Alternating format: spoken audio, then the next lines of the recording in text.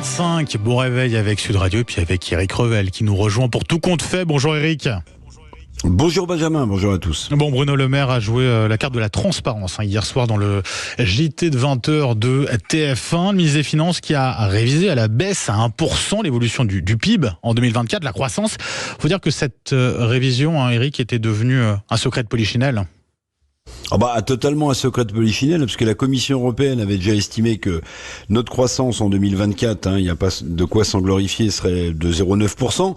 Et l'OCDE avait fait pire, il y a quelques jours, j'en avais parlé sur Sud Radio, puisque l'OCDE estimait que la croissance serait de 0,6% en 2024. Donc vous voyez, réviser la croissance à 1% comme l'a fait Bruno Le Maire, c'est presque quand même être encore dans un optimisme gouvernemental de bonne aloi.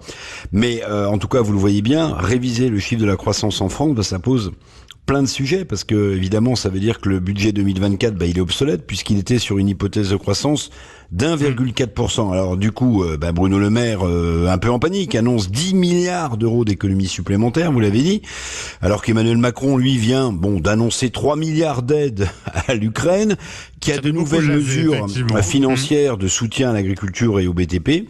Ouais. Alors 10 milliards d'euros d'économies supplémentaires, ce sont des crédits des ministères qui vont être rabotés. Pas de hausse d'impôts, a promis donc Bruno Le Maire. Des impôts quand même, il faut le dire, je vois pas comment on pourrait les rehausser en France, puisqu'on est quasiment champion du monde ou champion olympique, médaille d'or de l'impôt, toutes catégories confondues. Alors Eric, quelles sont les raisons de cette alarme sur la croissance française ? Pourquoi revoir cette croissance à la baisse ? Alors Bruno Le Maire, il fait le service minimum, il nous parle de la guerre en Ukraine, certes, mais ça fait 2 ans que ce pays est envahi par la Russie. Il nous parle de récession en Allemagne, de récession économique, c'est vrai, puisque notre principal partenaire en Europe c'est l'Allemagne, et que une récession économique en Allemagne, ça a des impacts sur la croissance française.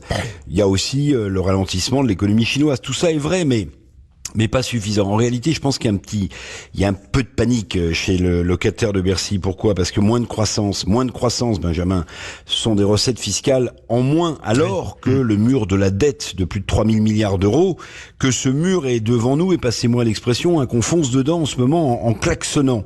Mais moins de croissance, c'est aussi quoi ? C'est aussi moins d'emplois créés. Donc dans ces cas-là, que devient l'objectif ? Vous vous souvenez d'Emmanuel Macron du plein emploi en 2027 ? Sans doute une promesse de plus qui va tomber dans les oubliettes de l'histoire, comme d'ailleurs il n'en a pas parlé, le ministre des Finances, vous vous souvenez ? Emmanuel Macron a annoncé 2 milliards d'euros d'impôts en moins pour les classes moyennes. Tiens, on en est où là-dessus ? On ne sait pas non plus.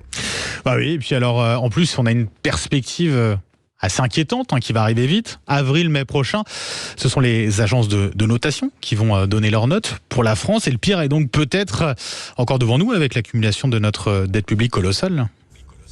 Absolument, j'ai bien résumé. Alors si ces agences de notation dégradent la note financière, oui, ça va jouer entre avril et mai, ça aura un impact évidemment sur nos conditions d'emprunt. Et puis attention, si ces agences dégradent la note française politiquement,